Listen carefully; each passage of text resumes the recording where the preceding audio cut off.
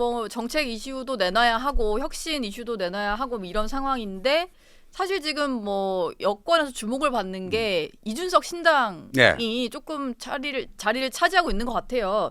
어제 보니까 이준석 전 대표가 계속 국민의힘 현역 의원과도 소통하고 있다. 뭐 합류 가능성 있는 의원들이 뭐 6명에서 7명 정도 이런 얘기도 했다고 네. 하는 거 보니까 실제로 좀 합류할 의원들이 있을 거라고 보세요? 저도요. 이 한마디로요. 그 정도 그 천하영유 회동에서 이준석 전 대표가 자신하고 소통하고 있는 국민의힘 현역 의원 6, 7명의 명단을 뭐 공유를 공유했다. 했다. 그 정도 되면 당장이라도 해야 되는 거 아닙니까? 그 정도 되면요. 당장이라도 지금 신당의 깃발 들고 구체적인 신당 창당 일정 밝히고 뭐 해야 되는데 예. 그게 안 되니까 보여주고 싹 이름은 공개하지 못하고 싹 뭐 이런 건데 이게 전형적으로 뭐냐면요. 이런 거예요. 뭔가 크게 될 것 같은데 근데 실제 그거를 할 만한 준비나 능력은 안 돼 있고 뭔가 크게 할 것처럼 계속 분위기는 띄워야 되고 네. 뭐 그럴 때 나오는 전형적인 모습이라고 보는데 그래서 저는 이런 거죠. 그래서 최근 이제 이준석 신당 흐름을 보면서 칠자성어가 생각이 났는데 칠자성어요. 사자성어도 아니고 예. 태산 명동 서일필입니다. 태산이 들썩거릴 정도로 대단한 뭐가 있을 줄 알았는데 네. 나중에 딱 보니까 쥐새끼 한 마리 나타났다 이거죠. 예. 일단은 좀 영향력이 없을 거다 이렇게 보시는 것 같아요. 근데 네. 지금 이제 저도 안 그래도 청하 용인들과 좀 통화를 해보면 그럼 신당 지금 만들면 되는 거 아니냐 합류할 의원도 있다는데 네. 라고 물어보면 아직 이준석 전 대표도 확실히 결심을 한 것은 아니다 이렇게 네. 얘기를 해요. 가고 있는 길이나 아직 글로 가지 않았다 이렇게 얘기를 하거든요. 네. 그래서 뭔가 여지를 좀 남기는 것 같긴 하더라고요. 근데 최근에 이제 이준석 전 대표가 신당 관련해서 쭉 발언한 발언 목록을 가지고요. 이게 나름대로 이들이 제대로 된 마스터 플랜을 갖고 있는가? 저는 없다고 봅니다. 계획이 없어요. 예. 왜냐하면은 자기들 말 내부에서 막 논리적으로 모순 충돌하는 게 많이 일어나지 않습니까?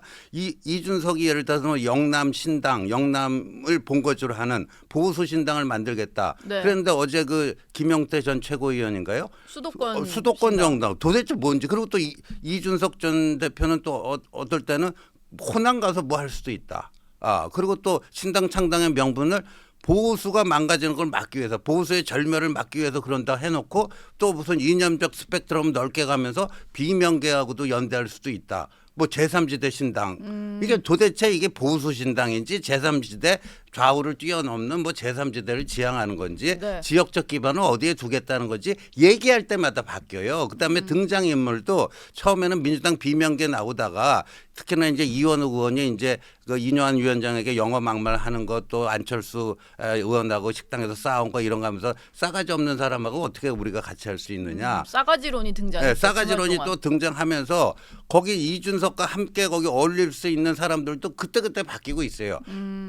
김종인 위원장이 또 이제 중매쟁이 역할을 해줘갖고 2명을 붙여줬는데 2명이 제대로 갈지 안 갈지도 모르고 또 이제 천하영이 그러니까 뭔가 이게 마스터 플랜이 있으려면은 이 창당의 명분이라든가 주요 등장 인물이라든가 이런 것들은 어느 정도 라인업이 돼야 되는데 전혀 그게 안 된 상태입니다. 그리고 너무 이제 그때그때 등장인물이 많이 달라지고 달라요. 예. 그냥 그리고 이준석 혼자 여기저기 방송 다니면서 언론 플레이하고 이게 전부다.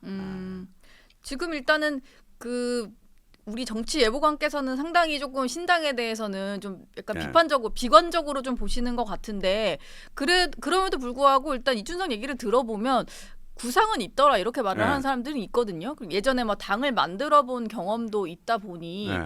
뭔가 이제 약간의 이제 계획을 세워서 하려는 구상은 있더라 이런 얘기를 하긴 근데 해요. 구상이 있는데 그게 매일같이 바뀐다는 거죠. 너무 이게 실현되기에는 네. 뭐 여러 가지 섞여버렸다 이런 말씀이시군요. 그렇죠. 예. 그러면은 비명계도 아예 문을 닫진 않았고 물론 이원우 의원이 네. 그렇게 얘기를 했지만 이상민 의원 같은 경우는 뭐 굳이 뭐 그렇게까지 할 필요가 있느냐 가능성을 아예 뭐 차단할 필요가 있냐 이렇게 얘기를 했어요. 예. 그런 걸 보면은 이게 약간 이준석 전 대표가 어떤 구상을 정리만 한다면 네. 실제로 비명계든 좀 스펙트럼 넓혀가지고 제3지대 빅텐트 쳐질 수 있는 거 아닐까요? 그러니까 제3지대 빅텐트가 되려면요 뚜렷한 어떤 방향 설정이 나와야 됩니다. 현재 이 적대적 뭐 공생관계라고 하는 거대 양당 구조 이 예. 구조를 깨겠다. 그걸 통해서 정치 혁신하겠다. 그래서 우리는 그야말로 이 좌우를 초월하는 어떤 뭐 중도 실용 정치, 민생 뭐 이런 거, 뭐 예를 들면 뭐 과거 중국의 개혁 개방을 추진했던 덩샤오핑의 뭐 흑묘 백묘론이라든가 뭔가 그런 좌표 설정이 분명해야 됩니다. 근데 이준석 본인 스스로가 지금 헷갈리고 있잖아요. 얘기할 때마다 거기에 일관성이 전혀 없잖아요. 예. 그거 없는 상태고 그런 상황에서 이제 이 좌우를 넘나들어서 중간지대에서 그게 이제 제3지대죠. 뭉쳐보자 하는 건데 그런 실험이 최근에 있지 않았습니까? 유승민이 주도했던 보수 쪽의 그 바른정당과 민주당에서 떨어져 나온 안철수의 국민의당이 합쳐서 바른미래당을 해봤잖아요. 예. 그때 그 제3당으로서 그 의석수도 꽤 있지 않았습니까? 근데 그 당이 어떻게 됐죠? 실패했잖아요. 그랬죠. 근데 지금은요, 그 바른미래당, 실패한 바른미래당과 비교해 보면 이 정치라는 건 최소한의 좌표가 있어야 되잖아요. 좌표 자체가 지금 안 보여요.